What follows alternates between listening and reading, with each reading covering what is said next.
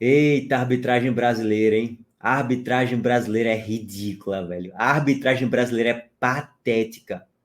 O Santos vence mais uma na Série B, 1-0. Nesse momento, assume a liderança de forma provisória. Pode terminar a rodada na liderança se tudo der certo para o Santos. Daqui a pouco a gente chega na tabela. O Ceará perdeu mais uma no Castelão e se afunda ali naquela zona do nada. Nem briga para subir forte, mas também não briga lá embaixo para não cair. Se afunda naquela zona do nada, naquela zona intermediária da tabela. Mas eu quero começar a falar sobre arbitragem, meus amigos, porque hoje foi uma palhaçada o que a arbitragem barra o VAR fizeram hoje na partida. Os lances, todos os lances que eu vou citar aqui, os principais lances capitais da expulsão, do pênalti e tal, nem todos os lances necessariamente foram escandalosos. Alguns foram, outros nem tanto, mas no final das contas, eu acho que a arbitragem errou em tudo, tá? Primeiro, Aderlan, para mim, deveria ter sido expulso. Já tinha um cartão amarelo, poderia tomar o segundo cartão amarelo numa falta que ele faz, se não me engano, foi em cima de Puga, que geraria um contra-ataque perigoso do Ceará no primeiro tempo ainda, e Aderlan não foi expulso. Beleza. Não é à toa que, cara, ele percebeu isso e teve que tirar Aderlan no segundo tempo, no intervalo, porque ele percebeu, irmão, já deveria ter sido expulso. E o árbitro deixou ele em campo. Foi isso que aconteceu. Segundo, a expulsão que o árbitro deu do Rodrigo Ferreira não era para expulsão. É bom deixar bem claro, porque Rodrigo Ferreira chega forte ali e tal, mas não é aquela chegada que ele cravou a sola no joelho, de... nada disso. Foi uma dividida ríspida que o Rodrigo Ferreira merecia no máximo ali um amarelinho, na minha visão. Na minha visão, tá? Não é um lance tão óbvio assim, não é um lance que muitos vão concordar comigo, mas para mim não era para Rodrigo Ferreira ter sido expulso. A arbitragem, na minha visão, errando mais uma vez. Dois lances grotescos, tá? Que a arbitragem errou. Esses outros dois que eu vou falar aqui, um é unanimidade, o outro é meio polêmico, tá? Para mim, teve um pênalti pro Ceará. O jogador do Santos, não lembro agora quem foi, saiu uma dividida ali na grande área de Puga com Ailon e o jogador do Santos ali no meio, dentro da grande área, o jogador do Santos está com o braço aberto e, na minha visão, a bola bateu na mão dele, só é ver, a bola bate na mão mesmo, o braço está muito aberto, poderia dar o pênalti. Não deram. Beleza, o VAR também não solicitou o árbitro checar. Ok. Eu discordo. Para mim foi pênalti para o Ceará naquele lance. Só que o árbitro, minutos depois, ele dá um pênalti ridículo, que não foi absolutamente nada. Que ele deu meio que um pênalti porque Ailon foi empurrado, não foi nada, absolutamente nada. Ailon se joga, se atira no lance, não foi absolutamente nada. Então, assim, só que eu citei 4 erros grotescos da arbitragem barra VAR. Desses 4 grotescos, na minha visão, que foram lances assim que o juiz deveria tomar uma decisão e tomou a contrária, eu diria que 2 foram unanimidade. Acho que a expulsão de Rodrigo Ferreira não era nem a pau, e o pênalti que ele dá, depois o VAR teve que corrigir.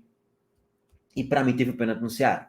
Bom, e a expulsão de Aderlan, para mim também era para acontecer. Cara, são muitos erros aqui do árbitro, que por sinal, horroroso. Para mim, o pior em campo foi a arbitragem, tá?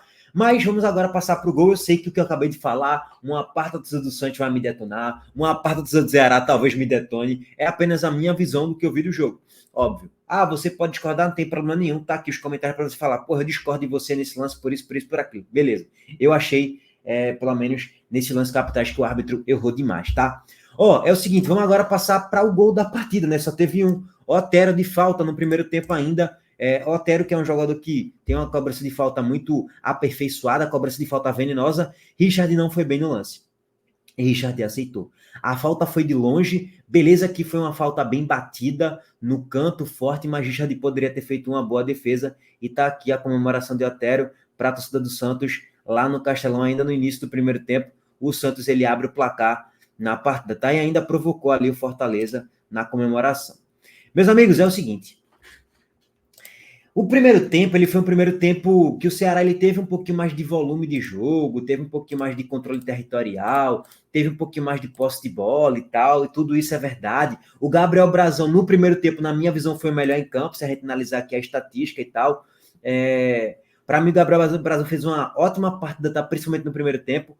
Puga desperdiçou uma chance porque ele domina mal e Brazão sai muito cedo do gol e consegue fazer a interceptação no lance, conseguiu fazer uma boa defesa. Aos 2 minutos, Saulo Mineiro, ele finaliza a bola de fora da grande área e Brazão fez uma ótima defesa. Com 5 minutos, Brazão já teve que fazer 2 ótimas interceptações.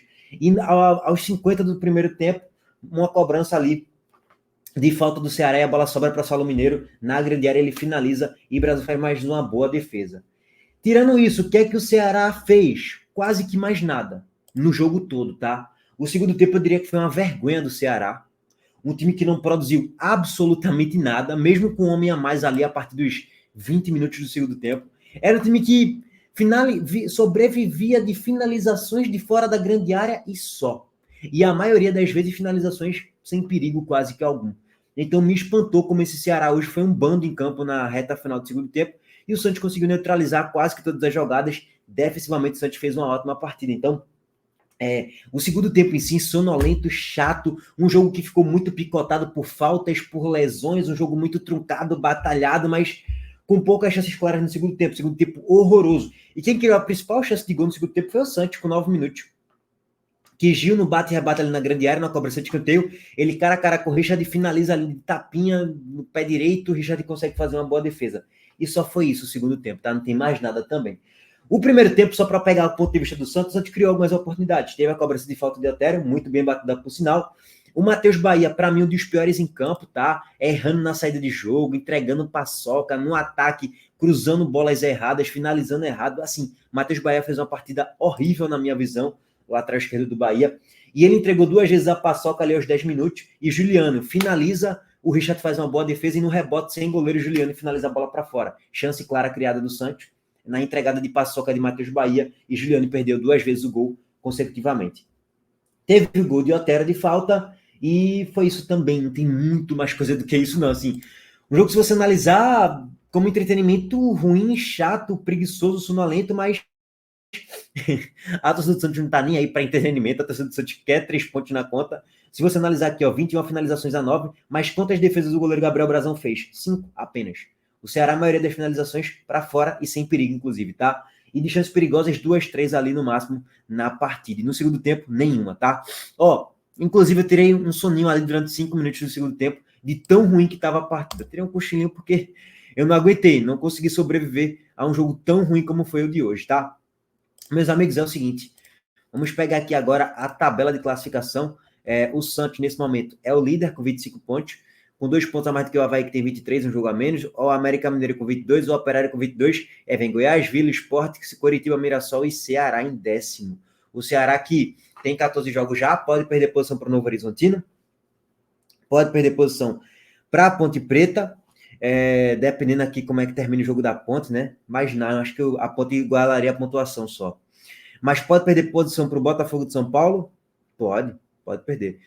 Para o Amazonas não vai pelo saldo de gols. Então, o Ceará ele tende a perder ali 1 a 2 posições pelo menos e terminar essa rodada na parte de baixo da tabela na Série B. A pontuação, o resultado foi péssimo, porque pegou o Santos num confronto direto e não conseguiu somar um ponto sequer e ainda desgarrou ali do Santos 6 pontos de diferença.